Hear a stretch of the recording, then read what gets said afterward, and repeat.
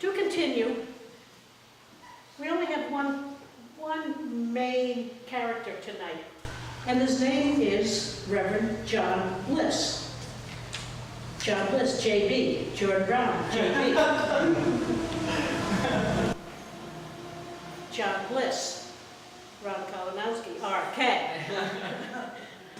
But anyway, I don't want to waste any more of your time. I want them to start. We're going to have Jordan start because John Bliss started down here with the Puritans before he returned to the mother church, or whatever he did. Anyway, Jordan Brown and Ron Kalinowski. And the important thing is, any questions, any cheering, any hallelujahs or amens, just throw them right out, seriously. But the questions, we want to get answered when you're thinking of them. Yeah, Jordan and I said it's more like a conversation than a didactic. Yeah, he didn't say comedy, but he did say conversation. We'll see how it goes. All right. Anyway, enjoy. Thank you, Marion. Well, good evening, everyone. How are you? Good. My name is Jordan Brown. I serve as pastor at Hebron Church of Hope, what is then known through Hebron as the First Congregational Church of Hebron.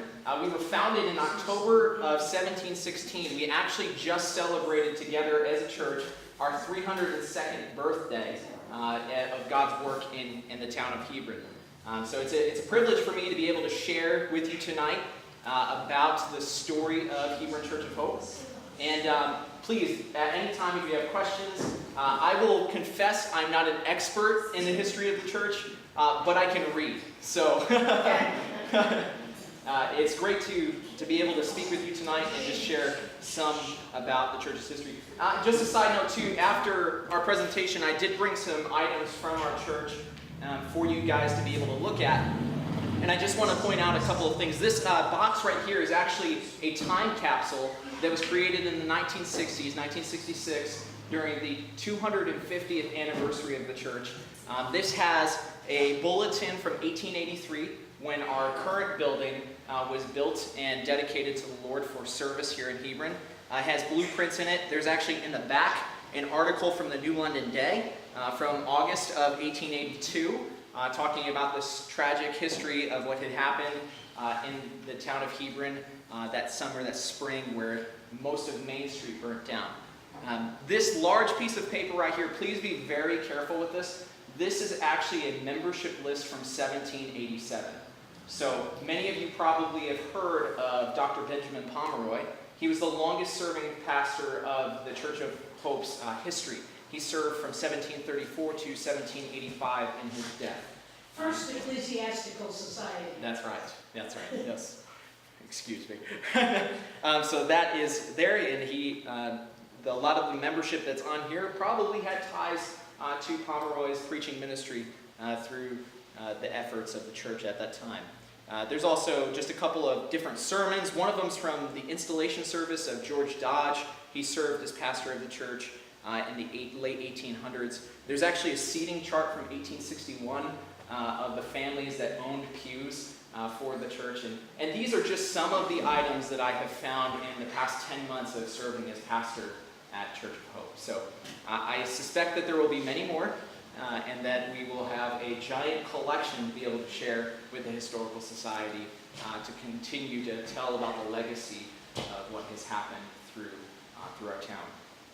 So Marianne did mention that our first pastor that served at the church or the Ecclesiastical Society of that day was a man named John Bliss. In 1708, the town of Hebron was founded, and in order for a town to be recognized by the state, there needed to be a church that would meet. So the town formed a council committee in which they started to look for a pastor to come and serve in their town, in their area. They had a farm, they had a home for him to come and to be able to live and to have some comfort. And they actually had found a candidate in 1713.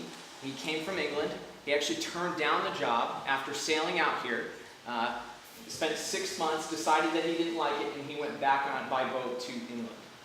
In 1716, John Bliss was dedicated as the pastor of the First Ecclesiastical Society of Hebron. and that was October 1st of 1716. So if you ever decide to stop by and visit us on a Sunday, you'll notice our front doors, they say founded, gathered, 1716. I don't know if that sign's original. I don't believe it is, but nonetheless, there is document and evidence of his starting time there. So, can everybody hear me okay? Yeah? Yes. Great. Gene, can you hear? Yeah. Okay, well, I mean, it's a question between Gene and myself. Okay. So far, so good. All right. If you need me to spike it up, just give me the sign and we'll go with it, okay? So, as I was saying, in 1716, John Bliss started to serve as the first pastor, official capacity of first pastor of the First Ecclesiastical Society. He actually was not ordained until 1770. And after his ordination, he saw that things were going somewhat well in the town, and he was able to gather the church in its first meeting house. And that was partly finished, but it was a building that was about 40 feet by 34 feet with 18-foot posts. It had galleries for the records to tell of the gallery floors being laid and stairs being built. Then later records tell of seats being built, 5 in the front and 4 on each side gallery in 1724. It was plastered and had glass windows, which were obtained from Boston in 1723. It had 2 doors, one on the east side and one on the west side, but it is not known whether these were side by side on the front of the building or on the east and west sides, respectively. In 1720, the town ordered the seating of the meeting house, and the seaters were directed after the Reverend Mr. Bliss had his choice for his wife and family to consider age, rateable estate, and what each person paid toward the ministry, the building of the minister's house and the meeting house. This was called dignifying the meeting house. I don't think our church would go with those terms today. We'd call that an annual budget. Nonetheless, by 1730, there was permission granted to build themselves in new pews within the church because the pews that were there were very uncomfortable. In the 1730s, trouble hit town. There was a great division between the north end and south end of the town, and Dr. Bliss, or Mr. Bliss himself, found himself right in the middle of the conflict. He decided to side with the northern side of town, and that caused chaos, which actually led to his dismissal as the pastor of the church. As far as I understand, Ron might have some more history behind this. Mr. Bliss actually sailed back to England, was ordained in the Church of England, correct? No? No, he never was. Okay, No. never was. He was. Yeah. He died first. He died He died, first. yeah. Well, never mind then. Jordan, Yes. what do you know about the church pulling him up on temperance charges? I've heard very little about it, but from what I hear, there was, in the middle of the conflict, that there was some resolution that could not be made, and it led to some tempered flares and a lot of fighting in the town. It was not good for the church or for the town at large. So that's all I really know of it. I don't know much about the details of the fight. So I'll jump in now in terms of Bliss. Yeah. So Bliss, there was a movement at Yale College at the time. Yale College at the time, the entire faculty of Yale College was made up of congregational ministers. And so that was the entire college. And in 1722, they renounced their ordination vows and claimed for episcopacy, which is how we got into the mix here, is that in 1722, they felt that they were studying the early fathers of the church, and they felt that they really weren't ordained by just ordaining each other in the congregational thing. And so all of them, the entire faculty of Yale, declared for episcopacy, except there was no Anglican church. You know, the Church of England wasn't established here yet. So, but they rebelled, and what happened in 1734 is Bliss became part of that. He renounced his ordination and for episcopacy because he says he wasn't really ordained by a bishop with apostolic succession. the technical term is tactile linear apostolic succession, that bishops actually place, that can be traced back to the days of St. Peter. So there's some people that's really critically important. So anyway, that was a piece of the mix as well as what was happening here in the town. So, but he never got ordained as an Episcopal priest, or there was no Episcopal church at that point. As a Church of England Anglican, he was not ordained. And because he was not ordained, they did not have a priest. He was considered a lay reader. So he could do morning prayer and things like that using the Book of Common Prayer, but he couldn't do Eucharist and communion. And so ironically, there were two priests that did come and serve here as St. Peter's got established, because he was our first founding pastor then.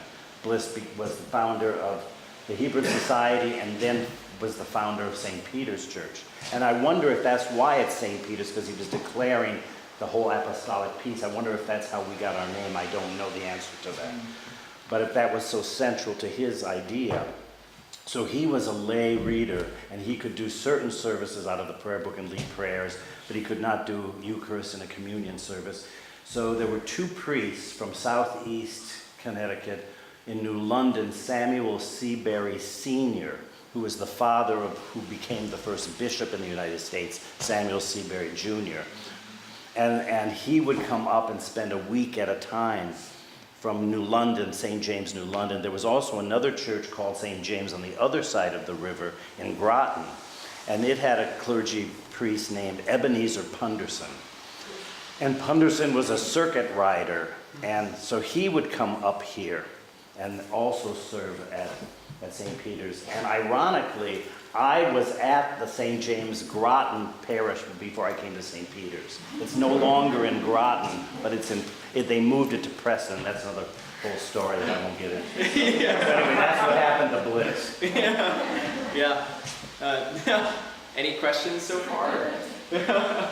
Yes? What's a circuit rider? It is somebody that actually serves at varieties of churches around. So, for instance, Ebenezer Punderson served here for periods of time. He also established churches in Rhode Island. In what's the town there with a W? Westerly. There was a church there. And also, there were no Church of England Anglican churches north of that. That was the northernmost, and there was nothing in Norwich all the way to the border.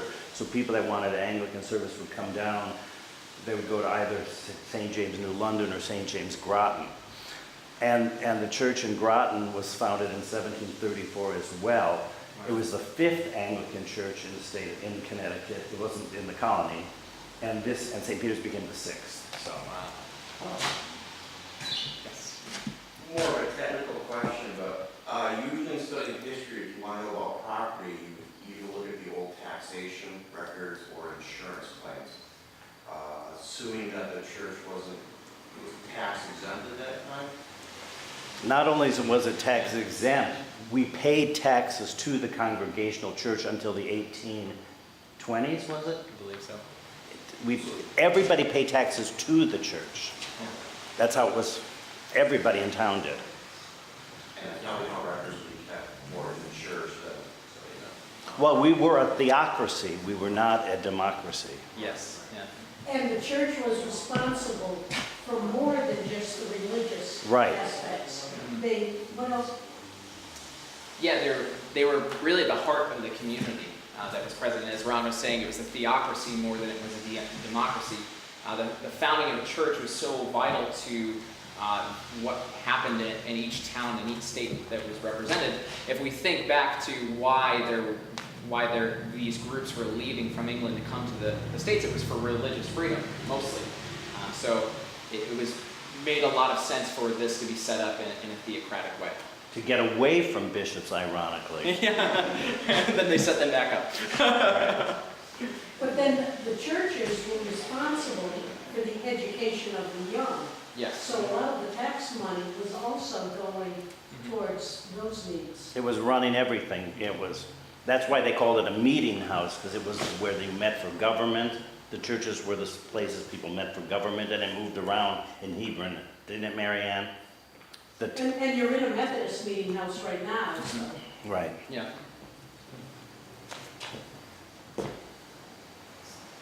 But we only had those two churches, those two denominations. That's all we had for how long? What came next? The synagogue, not until about 1940. 1948, right? And before that, anyone else had to go out of town? Methodist Church in Hill Valley. The what? Methodist Church in Hill Valley. That's right. Well, yeah, I said Methodist. Yeah. Oh, right, but then they faded out, they were there, they were in, they were out. This was their third one, the one in Hope Valley was their fourth one, and even that didn't last long. They either died or moved. Yeah. But yes, it was there. And John is right, because it was also Seventh-day Adventists down there, and that created more problems. The Methodists were meeting, the Seventh-day Adventists were working in their fields. Then on the opposite day, well, it was the opposite. So that was quite interesting down in the valley. Sounds like a lot of scheduling. Yes. So this tax to the church was mandatory, even if you were a Yes. non-believer? Even if you were, if you were declared as Anglican, you still had to pay taxes because it was the seat of, it was the government, everything was, yeah. It was founded as these were puritanical colonies, so you paid to the churches until the 1800s, 1820s. 1820s somewhere. So, yeah, people don't realize that we really were a theocracy when we started. Oh, you want to continue? For sure, from where we go from Dr. Bliss, from the record of what I have at our church, I'm the 60th pastor in the church's history. The top three longest tenures of pastors that have served have been Benjamin Pomeroy, 1734 to 1785, then Dr. Amos Bassett, who founded the first missionary society of Connecticut, which is one of the oldest missionary societies in the nation. He was there for 40 years. And then after him, I believe Kevin Zufall, who recently in 2016 left to go to South Carolina, he served for 12 years. So you've got 12 years, 40 years, and then 50 years. And Well, there was also Yeah. Reverend Milne too. He served a good many years. yes, he had 2 terms that he served. We were there from 40 to 52. Yeah, Oh, 12 years? 12 years. Oh, okay. Yeah. All right, yeah. So, this building that we have here in the center of town is actually the 4th building in the church's existence. The first building they outgrew, and it did not have a furnace. And so the women of the church said that it was very cold and that their children were cold and they would like some heating. And so they built a new church building with a furnace. That was actually burnt down by an arsonist in the 1820s, 1828, I believe. And then from 1828 to 1882 was the 3rd building in the church's existence. And then in 1882 there was a fire here on Main Street that burnt most of the buildings here, and that burnt the church down. So the building that we have standing today has been here since 1883. Were they always on that spot? I am not sure about that. And from what our town records show, with that fire that happened in 1882, a lot of the town records were lost. So it's really hard for us to, I think, I'm not sure, don't fact check me on this, but this might be one of the oldest documents. I think all 4 of those churches were in that same general area. Yeah. Moved a few feet here, there, the other side of the highway, whatever.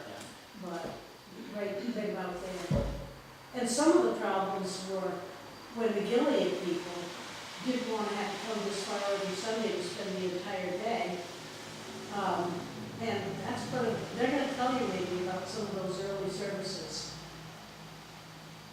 So they were a part of the problem, and Bliss supported them when he decided to side with the Anglican. And they only moved up the road a little bit. If you know where, does everyone know where the Anglican cemetery, where that church was? Does anyone not know where it is? It was on Godfrey Hill. The church met in homes. They didn't have a church building. They acquired property in 1735 and began to imagine, but it took them 30 years to build the first church, which was on Godfrey Hill where the cemetery is. And these candles actually were used in that church. That's what those two candles are from. And so they finally got done in the 1760, I believe, because they started it said 30 years is the research that I saw. It took them to build the church. And they remained there for a number of years until our new church was built in 1826. So St. Peter's, this building is actually the oldest worship building in the town at this point. Gilead was built after that and so forth. Well, Gilead and Andover and Marlborough all petitioned to be separated. They were all part of this same ecclesiastical society.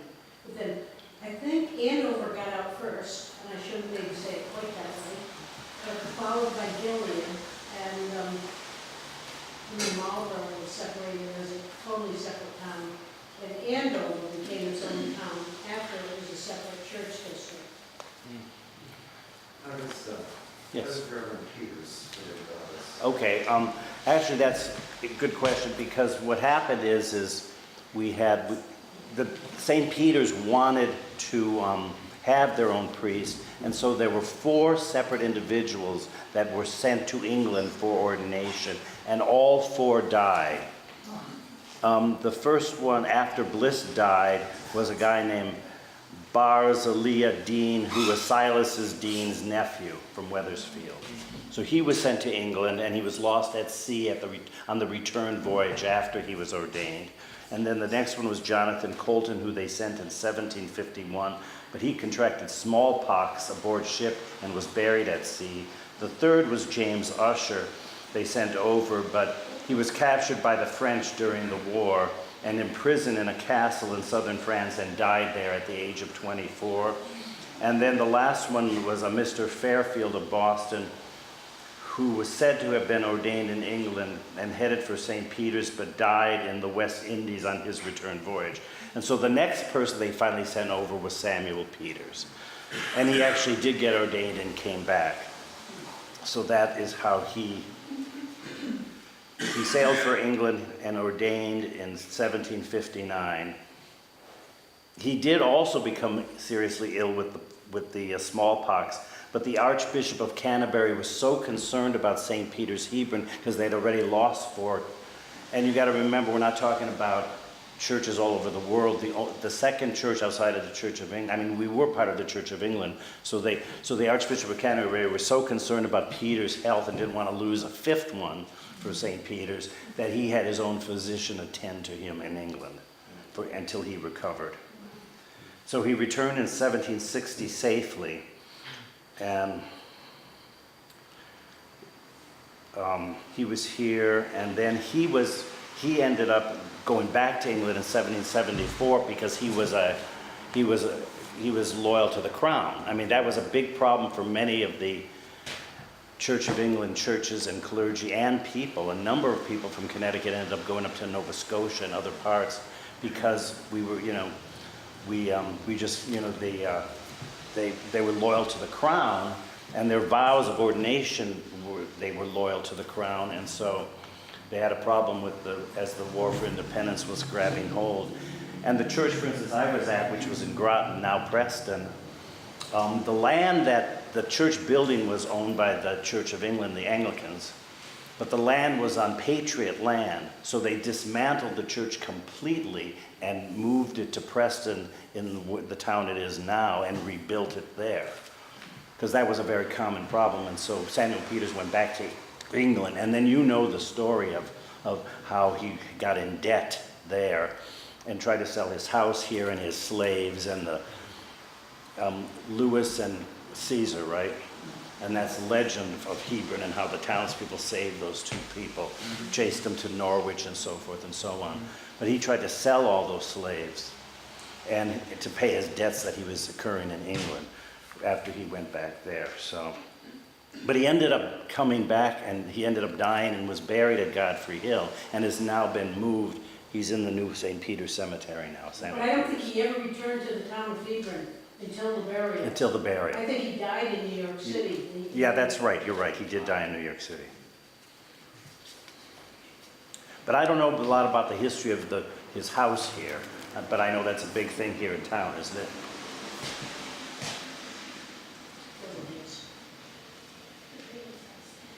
The house held the same last name, but it wasn't the Reverend's house. It wasn't his house? No?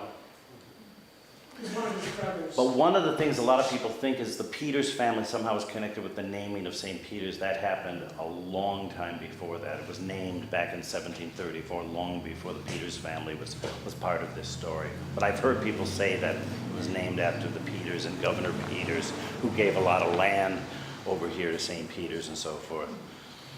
That we still have, so.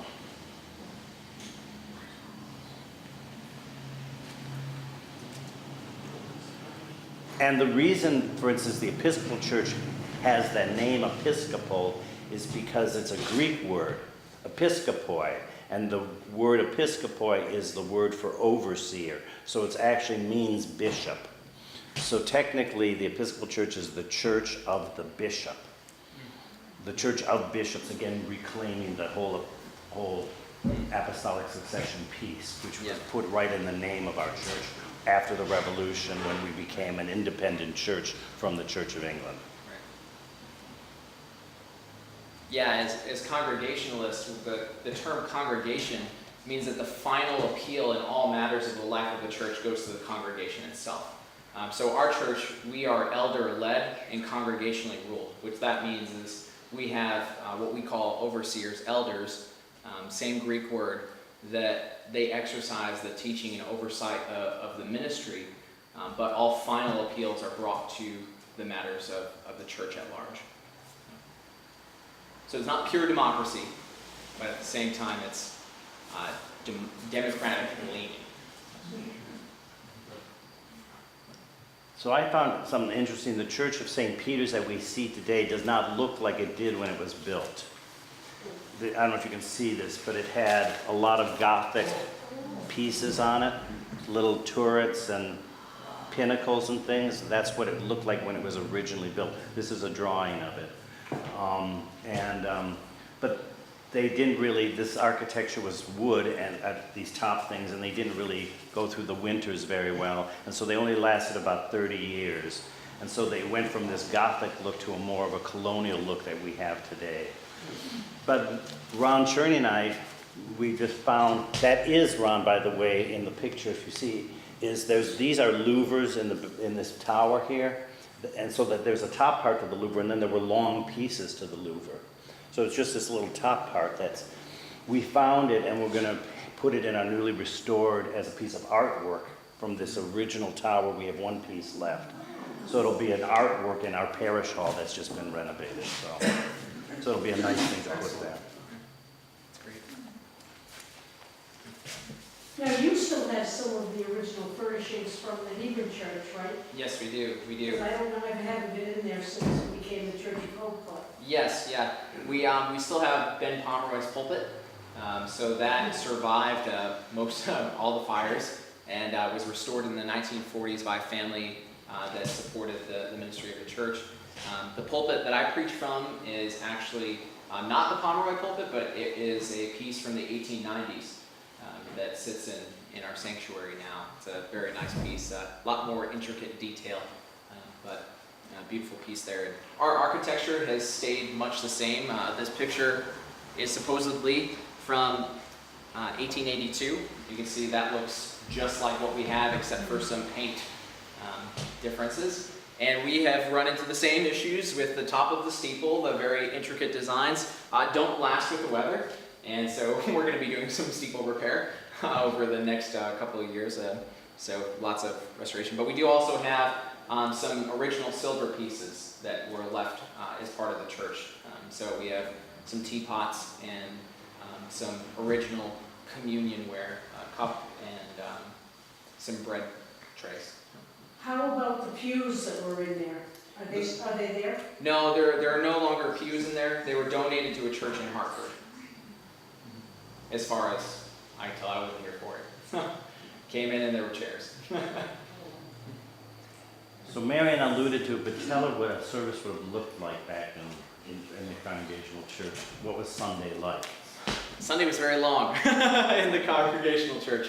From what I gather from the liturgy has changed so much to where we are today.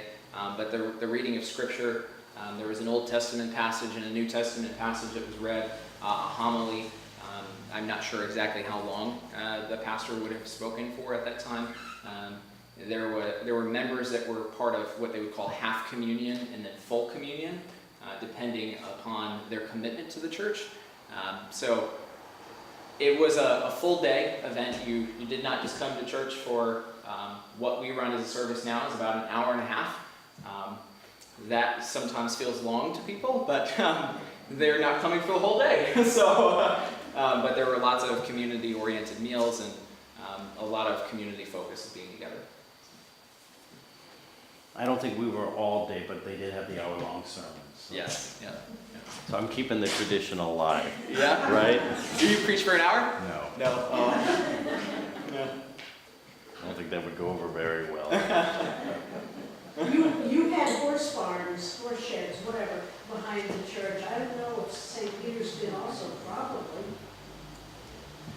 I don't, well, the rectory, there is a rectory that's a white house that's down the road from the church, and it would have had, and it had a glebe, which was the farm land to support the priest that was living there. So I imagine there were barns and horses and things there. So I don't know what they would have had on site at the church itself. I haven't seen or read anything about it. There's a photo of it's an etching. I think that you actually shared it with the church because it's on our website. It's an etching of downtown. It's an etching up with St. Peter's and the houses and everything, looking up from the south.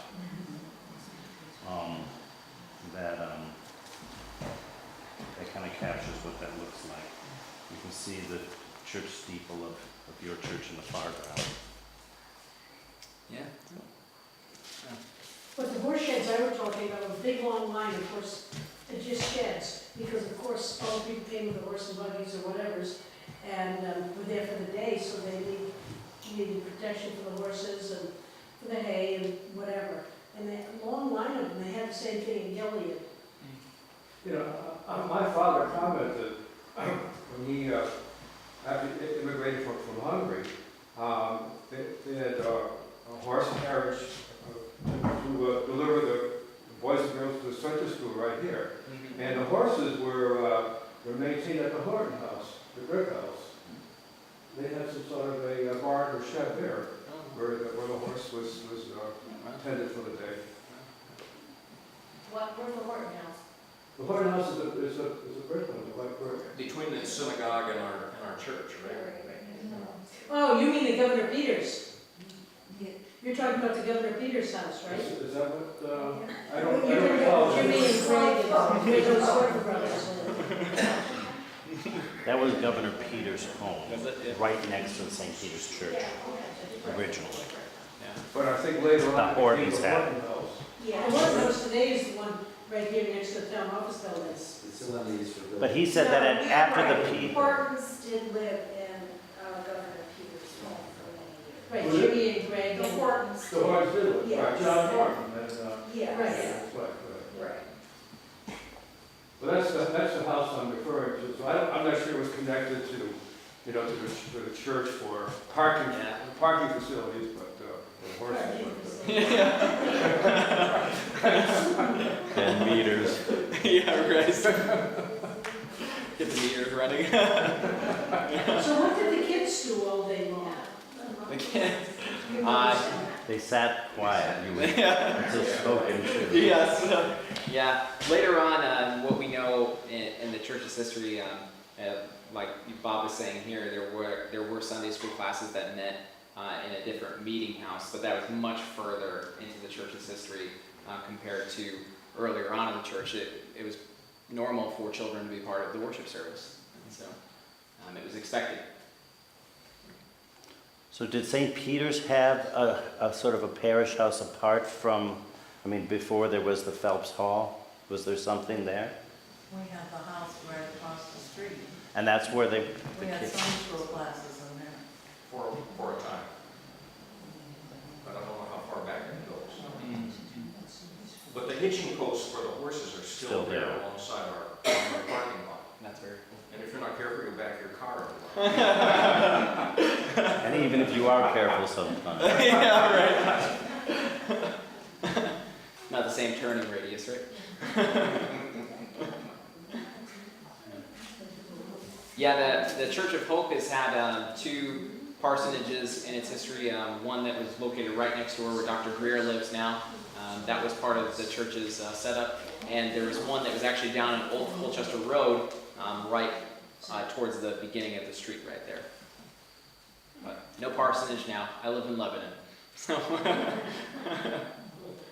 What can you tell us about congregational singing or the organs in the church? Sure. Or- So we still have a pipe organ that's in the church from 1877.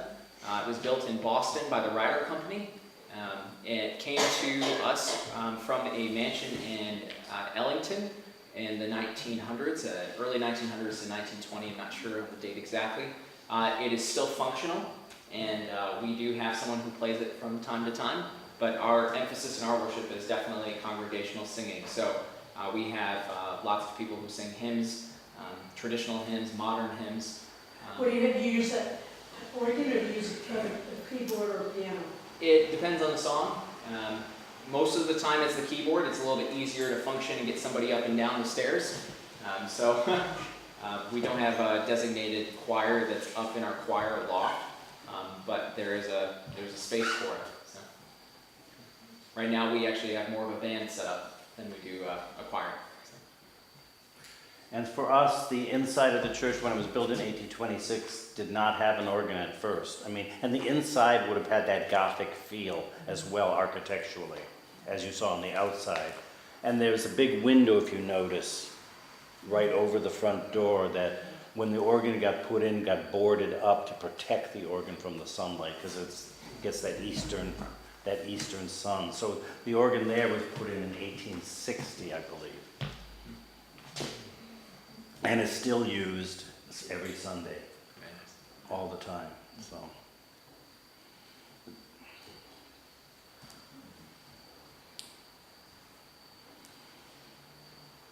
We both have functional bells.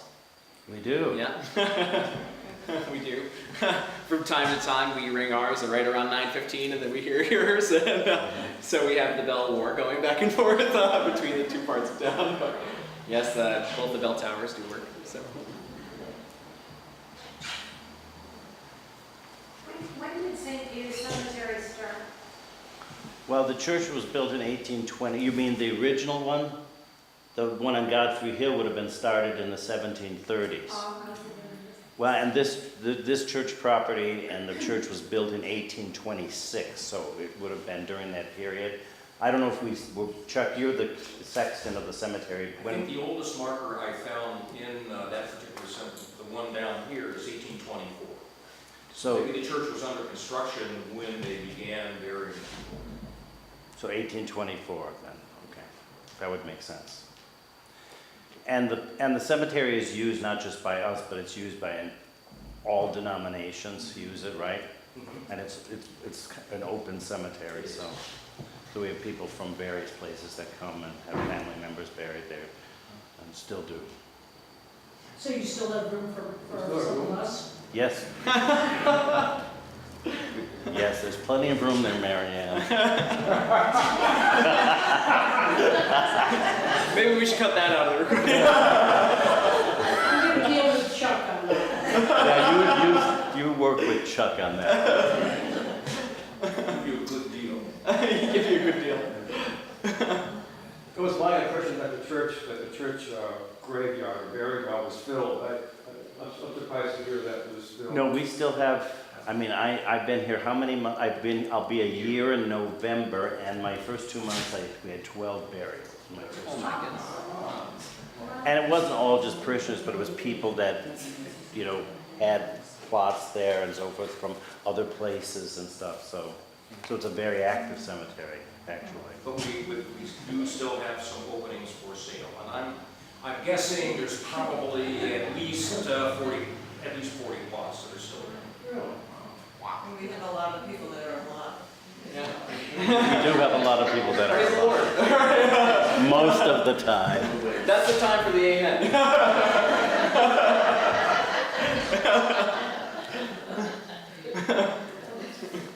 I'm a rowdy Congregationalist. I'm secretly Baptist, so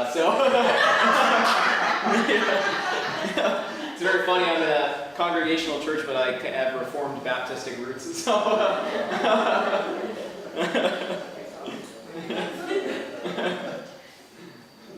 So were you always Congregationalists or were you Baptist originally? Baptists are basically Congregationalists that take a specific view on baptism. I take a view that's called believer's baptism. So we practice baptism for people who have professed faith in Christ. So that's how our church practices it. But I actually did not grow up as a Christian. I became a Christian when I was 16 years old. Believe it or not, that wasn't yesterday. Thank you. I do get that often. They say, wow, you're very young to be a pastor. I am, I'm 26. So, yes, I'm very young. I'm looking at Pomeroy's tenure and seeing maybe I can beat it. Lord willing. I did not grow up in a Christian home or setting and became a believer at the age of 16, and then started attending Baptist Fellowship in Columbia, grew in my faith there, went to school in Ohio, and came back and actually served at that church for 5 years before I ended up here in Hebron. So.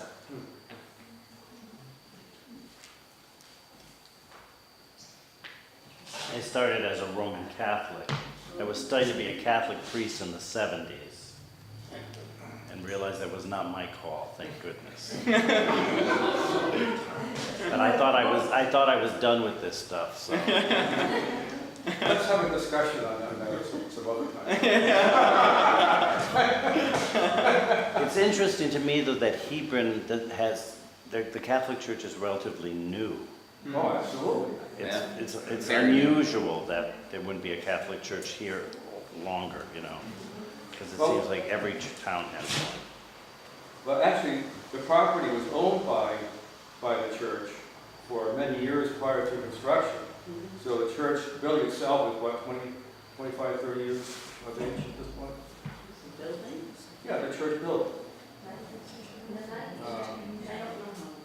Okay, all right. How long has the Catholic Church been? They've been meeting, the Catholic Church has been meeting in the school and stuff, hasn't it? Right, and that for started a in long- 85. 85. And the building was built in the 90s then, I guess. Something like that. And I was just at our newest church today, the worship center, Yeah. with building. Denise and I and Mark got together up there for Nice. prayer. Very nice. It's a wait you see it, it's gorgeous. Yeah. what We they've also done. have the Yes. Lutheran church too. Yes. Yeah. Right. Yeah. That's pretty new as well. That's fairly new too. Yeah. Yeah. So what happened to the Methodists? They were here and then they left? They were here and left, and as They were Mary funny, Ann- they had a church in Hope Valley, and Right. then, I don't know if their congregation moved in, they wanted to be in the center of town, so then they worked with the town of Hebron, and they had services at Center School, at the Legion Hall. They helped pay for the second floor, so they could use the whole building. And then, that didn't work out. I think the upper floor fell in and all the men went sliding one night. But then they built this one, and this only lasted about 10 years before they moved back to Hope Valley. And that church was built in about 1849, somewhere around there. And I think everyone was gone, the Methodists and the Seventh-day Adventists, by about probably the 1920s or 30s, something like that. They had a campground too, Mm. in Hope Valley. Oh. Wow. Yeah, 'cause that was a big thing for them too. Yeah, that is a very big thing in Methodist circles. Yeah. Yes. This may go off topic, but this is a little bit tax question. Obviously, well, for those who know the history of this area, there were attempts to colonize Gay City, Grable Park. There's a third one that's escaping my mind right now. Any idea, anybody, maybe with the religious, because obviously, like you said before, for them, one of the things they would need in order to established would be to have a Peasant church. Does anybody know if there was an attempt at Griggle or Gay City or? I thought Gay City was an intentional religious community. Could, yeah. That's what I thought it was. I know it was very Methodist at Gay City. They were a former Methodist, so that much I know. I know there was a bunch of traveling priests who went there as well, but that's about as much as I know. It was, I think it was a certain form of Methodist too. Is it Wesleyan? Because it was, I really don't know. I just know it was a Methodist community, and they settled there. They wanted to be kind of separated from everybody else because of their views there, so that much I know. They were definitely a closed community. Yeah. Yeah. No clue.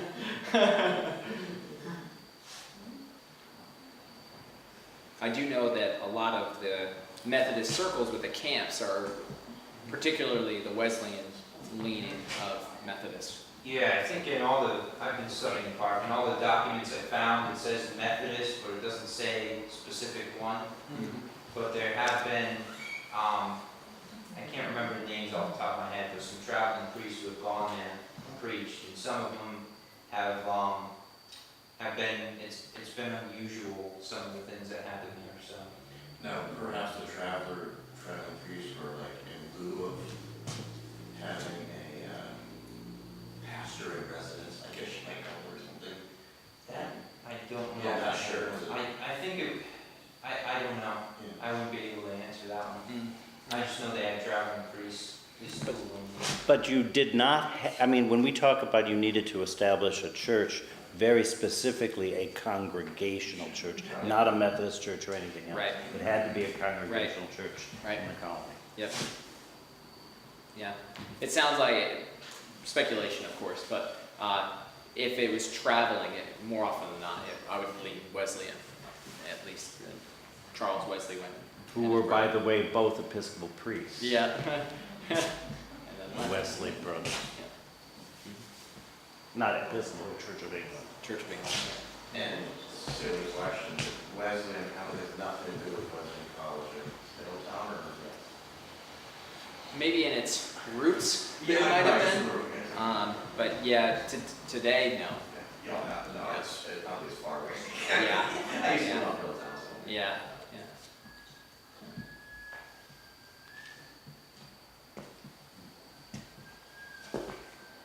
Any questions or thoughts or things people would like to add? I'm new to the town, so is George. Yeah, so very new. I'm sure most of you know a whole lot more than we do.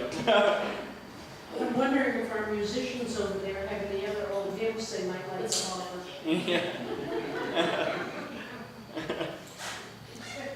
I think she's trying to tap you to lead us in song. Oh no. Just got your number dialed.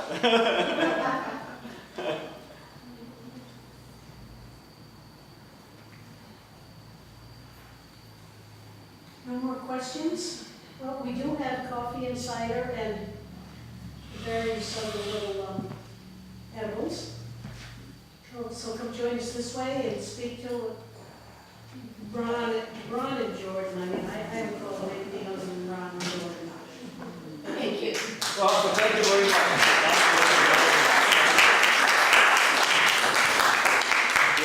Thank you for having us. Pleasure.